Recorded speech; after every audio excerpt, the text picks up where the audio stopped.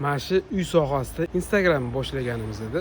Meni tanitgan eng zo'r joy mana shu oq uy oldida yer olib chiqqan. Ko'pchilik biladi buni. Barakali bo'lgan joy deb bilaman o'zim uchun. Shuni ro'parasida ko'cha. Mana hovlini ko'ring, bitta 703 sotuv mahallan ko'rasizlar, absolut ideal. 11 ta xonasi bor.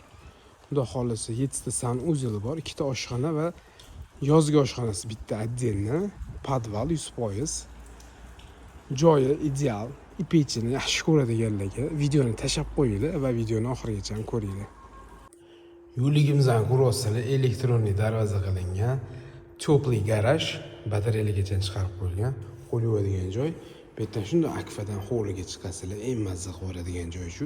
Bu yerga 3 ta mashina bemalol ketadi. Letniy kuxnya, hop, zimniy kuxnya, hamma narsa bor. Balkonlarigacha mazza qilib o'tiradigan hovli. Letniy kuxnyani ham eng oxirgi, eng sifatli traventillardan eshiklarigacha traventil qilib qo'yishibdi. Vashudada chiqqan hovlini qaranglar. Juda chiroyli, yashil hududlarga особенный e'tibor berilgan.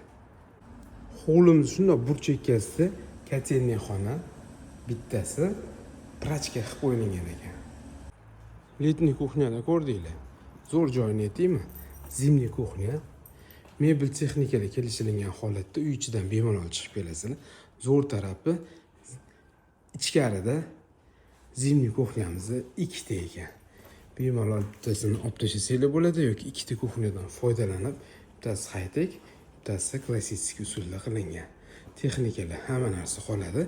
Uni ichida o'zini отдельный sanuzel bor. Zo'r 2 ta kuxnyali uy.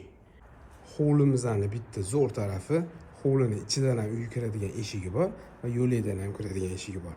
Bunda hovlidan kirasizlar, kattagina yo'lak koridorcha qilingan. O'ng tarafimizda bu yerdan oshxonaga chiqib ketasizlar, eshik bor. Ko'rib turganingizda ta'mirlari juda zo'r holatda turibdi.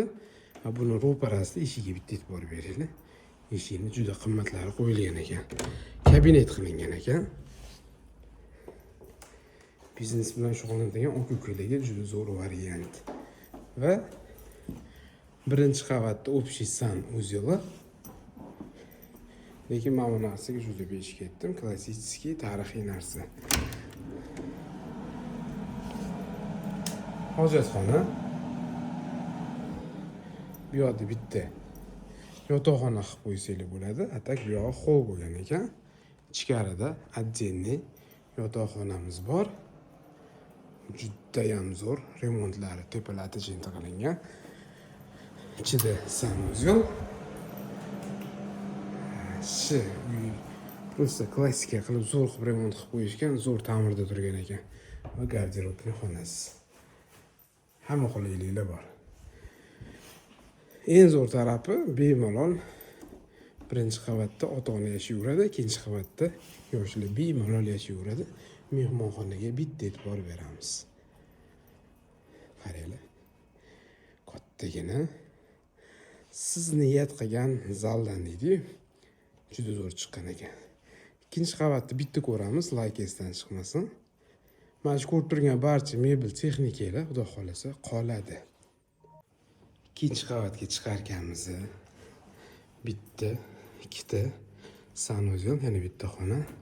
Zo'r joyni aytaymi. Shuna chiqasizlar, zal. Chiroyli qilib qo'yishibdi. Kamin bor, ishlaydigan. Va ichkarida bitta yotoqxona. Zo'ra. Va garderobning qismi. Ikkinchi qavatda zaldan chiqqanimizda bu yoq ikkita uy ko'rsataman. Bemalol detskiy xona qilsanglar bo'ladi. Bitta xona. Yana bitta xona. Bu ham boyagi tarixiy narsani qolgani. Va общий sanuzel. Va tepani bitta ko'ramiz. Juda zo'r chiqqan ekan shu joyi. Qarang, go'zallik. katta bitta xohlasanglar yotoqxona, xohlasanglar bolalarga o'ynaydigan xona qilib qo'ysanglar bo'ladi. Bu 3-chi qavat bo'lyapti. Juda zo'r chiqqan. Ichida yana bitta bir paytlar spalniya qilib foydalanganga o'xshaydi.